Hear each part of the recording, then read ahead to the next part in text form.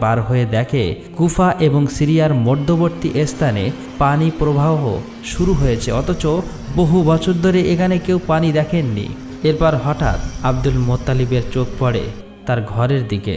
তিনি দেখেন তার ঘরের মধ্যে বিশাল পরিমাণ নূরের আলো বার হচ্ছে। এটা দেখে তিনি অবাক হয়ে যায়। তাই সাথে সাথে ঘরের দরজার কাছে গিয়ে দেখে মা আমিনার কোল জুড়ে এক ফুটফুটে শিশুর জন্ম হয়েছে, যার শরীর থেকে শুধু নূরের আলো বার হচ্ছে। এটা দেখে আব্দুল মোত্তালিব খুশিতে চোখ দিয়ে জল গড়িয়ে পড়ে, কারণ সমগ্র আরবের অন্ধকারের জগতে নূরের প্রজ্বলিত আলো নিয়ে এসেছেন প্রিয় নবী হযরত মুহাম্মদ সাল্লাল্লাহু আলাইহি ওয়াসাল্লাম। প্রিয় নবীজির আম্মাজান মা আমিনার বুকের দুধ ছিল না, তাই কিভাবে শিশু মোহাম্মদকে দুধ পান করাবে এই নিয়ে চিন্তিত হয়ে পড়ল। তখন তাদের মধ্য থেকে একজন বলল, আমি একজনকে জানি, তিনি যদি আসেন তাহলে এই সমস্যার সমাধান হবে। সবাই তার কথায় রাজি হয়ে গেল। তারপর সেই মহিলা আর এক মহিলাকে ডেকে নিয়ে আসলো। তিনি ছিল আবু লাহাবের স্ত্রীর দাসী। তিনি প্রথম নবীজিকে দুধ পান করিয়েছিলেন, কিন্তু এদিকে আবু লাহাবের স্ত্রী, সে ছিল অনেক অহংকারী। সে তার দাসীকে বলল, এরপর থেকে তুমি কখনোই শিশু মোহাম্মদকে দুধ পান করাতে যাবে না। এরপর শিশু নবী যখন দুধ পান করতে পারছে না, খুবই ক্ষুধার্ত অবস্থায় আছে, এটা দেখে দাদা আব্দুল মোত্তালিব খুবই কষ্ট পায় এবং সাথে সাথেই চাচা আবু লাহাবের কাছে আসে এবং বলে, তুমি কেন শিশু মোহাম্মদকে দুধ পান করা থেকে বিরত রাখছো? সে তো খুবই ক্ষুধার্ত। আবু লাহাব তখন বলে, ওই দাসীকে আমার স্ত্রীর উপহার দিয়েছিলাম, তাই তার মালিক হলেন আমার স্ত্রী। এটা শুনে আব্দুল মোত্তালিব বলল, তুমি মুহাম্মাদের চাচা হয়েও এই কথা বলছো? অথচ আমি তো সবসময় মুহাম্মাদের জন্য জীবন দিতে প্রস্তুত। একদিকে এই কষ্ট আর অন্যদিকে ইহুদি ধর্মগুরুরা এক জায়গায় বসে আলোচনা করছে। একজন বলল, আমাদের ধর্মগ্রন্থে মুহাম্মাদের নাম উল্লেখ আছে। সেদিন রাত্রি যে নূরের আলো দেখতে পেলাম তা দেখে মনে হয় সেই শেষ নবী মুহাম্মদ এই পৃথিবীতে আগমন করেছে। আমার মনে হয় সেই শিশু যার নাম আমাদের ধর্মগ্রন্থে আছে। এই কথা শুনে সেখানে থাকা সমস্ত ইহুদি ধর্মগুরুরা অবাক হয়ে গেল এবং ষড়যন্ত্রে লিপ্ত হয়ে গেল, কেননা তারা চেয়েছিল শেষ নবী তাদের বংশেই জন্মগ্রহণ করুক, কিন্তু তা হয়নি। তারা বিশেষ কিছু গুপ্তচরকে টাকার বিনিময়ে পাঠিয়ে দিল। তারা যেন যে কোনো অবস্থাতেই সেই শিশুটিকে খুঁজে বার করে এবং তাকে কিনে নেয়। সেই সময় আরবের রীতি ছিল সন্তান জন্ম নেওয়ার পর তাকে দুধ পান করানোর জন্য এবং মরুভূমি থেকে দূরের মুক্ত আবহাওয়ায় লালন পালন করানোর জন্য বেদুইন মহিলাদের কাছে দিয়ে দেওয়া হতো এবং নির্দিষ্ট সময়ের পর আবার ফেরত নেওয়া হতো। এর আরেকটি কারণ ছিল বাচ্চাদের বিশুদ্ধ আরবি শেখানো, আর সব কিছুর জন্য বেদুইন মহিলাদের অনেক টাকা দেওয়া হতো। প্রতি বছরে একবার করে বেদুইন মহিলারা মক্কায় আসতো বাচ্চা দত্তক নিতে। এদিকে আর এক মহিলা তপ্ত মরুভূমির উপর দিয়ে উট নিয়ে বাচ্চা দত্তক নিতে মক্কার দিকে রওনা হয়েছে। প্রতি বছরের মতো এবারও অনেক দম্পতি মক্কায় এসেছে।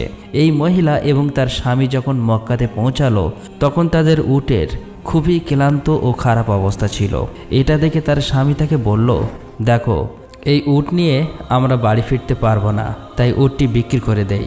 এই বলে কিছু টাকার বিনিময়ে উটটি বিক্রি করে দিল এবং তারা উভয় বাচ্চা দত্তক নেবার জন্য এদিক ওদিক খুঁজতে লাগলো, কিন্তু কোনো বাচ্চা দত্তক নেবার মতো কাউকে খুঁজে পেল না। তাই খুব মন খারাপ করে এক জায়গায় দাঁড়িয়েছিল। সেই সময় এক কসাই সেই উটটিকে জবাই করতে যাবে, ঠিক তখনই উটটা উঠে দৌড় দেয় এবং নবীজির বাড়ির দিকে প্রবেশ করে। এটা দেখে সেই মহিলাও উটের পিছন পিছন নবীজির বাড়ির দিকে প্রবেশ করে। তখন নবীজির মা আমিনা প্রিয় নবীজিকে কোলে নিয়ে দাঁড়িয়েছিল। ওই মহিলাকে খুবই ক্লান্ত ক্ষুধার্ত অবস্থায় দেখতে পেয়ে তার খুব মায়া লাগে এবং তাকে বলে, আপনি আগে আমার ঘরের মধ্যে আসুন, কিছু খাবার গ্রহণ করুন। এই বলে তাকে নিজের ঘরের মধ্যে নিয়ে যায়। মহিলাটি যখন তার বাচ্চাকে দোলনায় রাখতে যায় তখন তিনি শিশু মুহাম্মদকে দেখতে পায়, যার শরীর থেকে নূরের আলো চমকাচ্ছিল। এটা দেখে সেই মহিলা নবীজিকে কোলে তুলে নেন। শিশু নবী তখন খুবই ক্ষুধার্ত ছিল। এটা দেখে নিজের দুধ পান করান, আর এই মহিলাই ছিলেন নবীজির দুধমা হালিমা।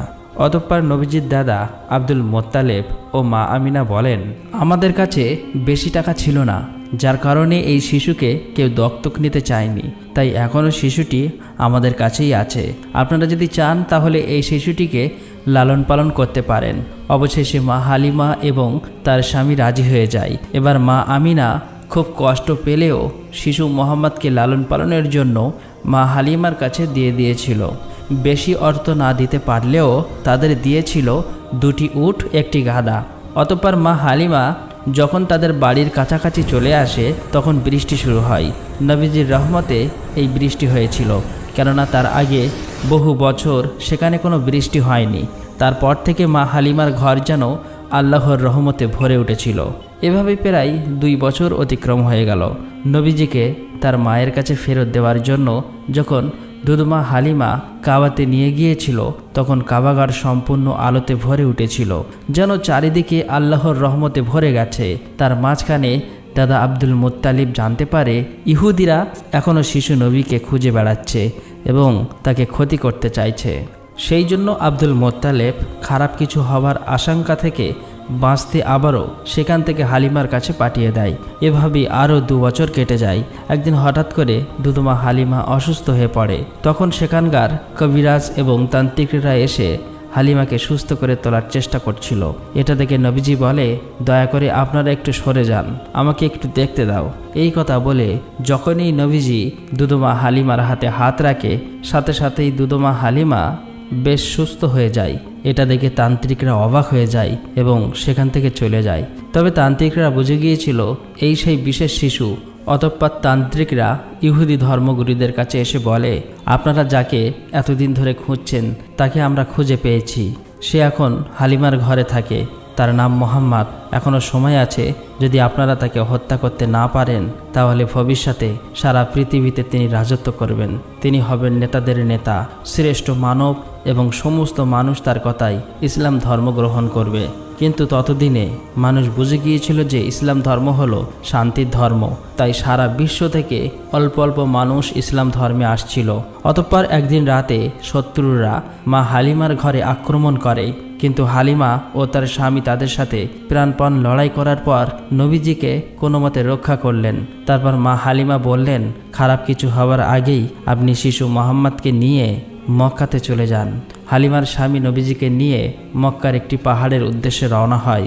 তখন মা হালিমা কান্নায় ভেঙে পড়েছিল। আসলেই নবীজির প্রতি তার এতটা মায়া মমতা ছিল যে নিজের কান্না ধরে রাখতে পারেনি। এদিকে দাদা আব্দুল মুত্তালিব এ খবর জানতে পেরে নবীজির কাছে চলে আসেন, আর গুহার মধ্যেই দাদা নাতি কাটিয়ে দেয় প্রায় 1 বছরের বেশি সময়। নবীজির উপস্থিতিতে মরুভূমি তখন প্রাণোচ্ছল হয়ে উঠেছিল। অতঃপর একদিন মা আমিনা সেই গুহা থেকে নবীজিকে নিয়ে মদিনাতে আসেন তার আত্মীয় স্বজনদের সাথে দেখা করতে এবং নবীজির পিতা আবদুল্লাহর কবর জিয়ারাত করতে। মূলত নবীজির জন্মের 2 বছর আগে পিতা আবদুল্লাহ ইন্তেকাল করেছিল। নবীজি এবং মা আমিনা একটা ভালো সময় কাটাতে থাকেন। এভাবে প্রায় আরও 2 মাস কেটে গেল। একদিন হঠাৎ মা আমিনা অসুস্থ হয়ে পড়েন। এই অবস্থাতেই নবীজিকে নিয়ে মদিনা থেকে ফেরার পথে মা আমিনাও ইন্তেকাল করেন। ফলে মাত্র 6 বছর বয়সেই নবীজি এতিম হয়ে যান। এই সমস্ত খবর একজন ইহুদি জানতে পেরে তাদের লোকজনদের কাছে গিয়ে বলল, সেই শিশু এখন একা, চলো আমরা তাকে হত্যা করে ফেলি। তারা সবাই মিলে যখন নবীজিকে হত্যা করতে আসছিল ঠিক তখনই নবীজির চাচা তাদেরকে প্রত্যাহিত করেন। অতঃপর আবু তালেব নবীজিকে নিয়ে দাদা আব্দুল মুত্তালিবের কাছে মক্কায় নিয়ে আসেন। এরপর থেকে নবীজির দাদা আব্দুল মুত্তালিবের কাছে থাকতেন, পবিত্র কাবাঘরের রক্ষণাবেক্ষণ করতেন এবং মক্কায় সমস্ত মানুষদের সহযোগিতা করতেন। দাদা আব্দুল মুত্তালিব যা বলতেন প্রিয় নবীজি তাই করতেন। এভাবেই সময় বয়ে যাচ্ছিল। কিন্তু একদিন হঠাৎ দাদা আব্দুল মুত্তালিব কাবা তওয়াফ করার সময় ভীষণ অসুস্থ হয়ে পড়ে। তখন তাকে তাড়াতাড়ি বাড়িতে নিয়ে আসা হয়। আর এই সুযোগেই অহংকারী চাচা আবু লাহাব মনে মনে বলতে থাকে, আমি হব কুরাইশ বংশের নেতা। কিছুদিন পর দাদা আব্দুল মুত্তালিব সকলের সামনে আবু তালেবকে ডেকে বলে, আমি মোহাম্মদকে তোমার কাছে রেখে গেলাম, তুমি তাকে দেখো, আজ থেকে মোহাম্মদের সমস্ত দায়িত্ব তোমার। এরপর দাদা আব্দুল মুত্তালিব ইন্তেকাল করেন।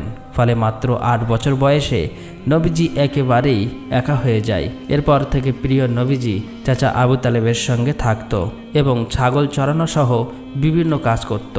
অতঃপর একদিন নবীজি ফেরার পথে দেখলেন তার অহংকারী চাচা আবু লাহাব সোয়াইব নামের একজন দাসীকে অন্যের কাছে বিক্রি করে দিচ্ছে। কিন্তু সোয়াবের স্বামী অনুরোধ করে বলছে, দয়া করে আপনি এমন কাজ করবেন না, এবারের মতো ক্ষমা করে দিন। এভাবেই অনুরোধ করছে আর এই সমস্ত দৃশ্য নবীজি দূর থেকে দেখছে। কিন্তু আবু লাহাব তার কোনো কথাই পাত্তা না দিয়ে বলল, দেখো, তোমার কোনো কথাই আমি শুনবো না। তুমি যদি এখনই আমার পাওনা অর্থ মিটিয়ে দাও তাহলে তোমার স্ত্রীকে বিক্রি করব না। এই সমস্ত কথা শুনতে পেয়ে নবীজি এগিয়ে গেল এবং আবু লাহাবকে বলল, সোয়াইবকে আপনি ছেড়ে দিন আর আমি নিজেই আপনার অর্থ ফেরত দেব। নবীজির এই মহা অনুভবের কারণে সোয়াইব সেদিন ছাড়া পেয়ে যায়। মূলত সোয়াইব ছিলেন সেই মহিলা যিনি নবীজিকে সর্বপ্রথম দুধ পান করিয়েছিলেন। এরপর একদিন নবীজি তপ্ত মরুভূমির উপর দিয়ে যাওয়ার সময় হঠাৎ দেখে একজন ব্যক্তি তার কন্যা সন্তানকে জীবন্ত কবর দেবে বলে এগিয়ে যাচ্ছেন এবং তার স্ত্রী তার পায়ে ধরে কান্না করে বলছে, দয়া করে আপনি এমনটি করবেন না, সে তো তোমারও সন্তান, তোমার কি একটুও কষ্ট হয় না? দয়া করে এমন করবেন না, কষ্টে আমার বুক ফেটে যাচ্ছে। কিন্তু তখনই নবীজি এগিয়ে আসে এবং শিশু বাচ্চাটিকে কোলে নিয়ে লোকটির কাছে এসে বলে, শান্ত হও, আপনি কেন এমন করছেন? কন্যা সন্তান হলো পিতামাতার জন্য রহমত স্বরূপ। নবীজির এই একটি কথা শোনা মাত্রই লোকটির চোখে যেন জল চলে আসে, মন মায়া মমতায় ভরে ওঠে এবং সে তার ভুল বুঝতে পেরে তার কন্যা সন্তানকে নিজেই কোলে নিয়ে নেয়। আর এভাবেই দেখতে দেখতে নবীজির বয়স হয়ে যায় 12 বছর। এভাবেই নবীজি একের পর এক তার উত্তম চরিত্র, তার সৎ কৃতিত্ব দেখিয়ে একে একে মানুষকে অন্ধকারের পথ থেকে আলোতে ফিরিয়ে নিয়ে এসেছিলেন। এভাবেই আরও বহু বছর অতিক্রম হয়ে গেল এবং চাচা আবু তালেব ততক্ষণে প্রায় বৃদ্ধ বয়সে উপনীত হলেন। অবশেষে একদিন চাচা আবু তালেব কাবার সামনে দাঁড়িয়ে মক্কার সমস্ত লোককে আহ্বান করে বলল, হে মক্কাবাসী, কোনো রকম দ্বন্দ্ব বিবাদ ছাড়া ইসলামের পথে ফিরে আসুন এবং শান্তিপূর্ণ জীবনযাপন করুন। কিন্তু তখন সেখানকার কিছু নেতারা আবু তালেব এবং হজরত মুহাম্মদ সাল্লাল্লাহু আলাইহি ওয়াসাল্লামকে মিথ্যা প্রমাণ করতে চায়। তবে মক্কার মানুষ ততদিন পরিষ্কার হয়ে গিয়েছিল যে হজরত মুহাম্মদ সাল্লাল্লাহু আলাইহি ওয়াসাল্লাম হলেন শেষ নবী এবং শ্রেষ্ঠ নবী। তার ধর্মই হলো সর্বশ্রেষ্ঠ ধর্ম ও সত্য শান্তির ধর্ম। প্রিয় দর্শক, একবার ভাবুন, দয়ার নবীজি জন্মের আগেই পিতাকে হারিয়েছিলেন। 6 বছরে মা হারা, 8 বছরে দাদা হারা সেই এতিম শিশুটি হলেন রহমাতুল্লিল আলামিন। যে সমাজে কন্যা সন্তানকে জীবন্ত কবর দেওয়া হতো, সেখানে তিনি বললেন, কন্যা সন্তান রহমত স্বরূপ, নিজে ক্ষুধার্ত থেকেও অন্যকে খাবার দিয়েছেন, নির্যাতিত হয়েও ক্ষমা করেছেন, সব কিছু হারিয়েও মানবতাকে সব কিছু দিয়ে গেছেন। আজ এই জীবনী শুনে চোখ ভিজে যায়। আমরা সব কিছু পেয়েও কতটুকু তার পথে চলছি। তিনি এতিম হয়েও ছিলেন মানবতার আশ্রয়। আমরা সব কিছু পেয়েও কি পারছি না কাউকে ভালোবাসতে? ইয়া রাসূলুল্লাহ, আপনার উম্মত হতে পেরে আমরা ধন্য। কিয়ামতে আপনার শাফায়াত ছাড়া আমাদের মুক্তি নেই। আজ আমরা সব কিছু পেয়েও স্বার্থপর। তিনি সব কিছু হারিয়েও ছিলেন পরোপকারী। আমরা সামান্য কষ্টেই ভেঙে পড়ি, তিনি সারা জীবন কষ্ট সহ্য করেও মানুষকে ভালোবেসেছেন। ইয়া রাসূলুল্লাহ, আপনার জীবন দেখে চোখ ভিজে যায়, হৃদয় কেঁপে ওঠে। প্রিয় দর্শক, আসুন আমরা সকলেই মিলে শপথ করি যে আমাদের প্রিয় হজরত মুহাম্মদ সাল্লাল্লাহু আলাইহি ওয়াসাল্লামের আদর্শে আদর্শবান হয়ে উঠব, তার চরিত্রে চরিত্রবান হয়ে উঠব। তাহলে আমরা প্রকৃত মানব হতে পারব। আল্লাহ রাব্বুল আলামিন যেন আমাদের সকলকে আমাদের প্রিয় নবীজির দেখানো পথে চলার তৌফিক দেয়। আমিন। আসসালামু আলাইকুম।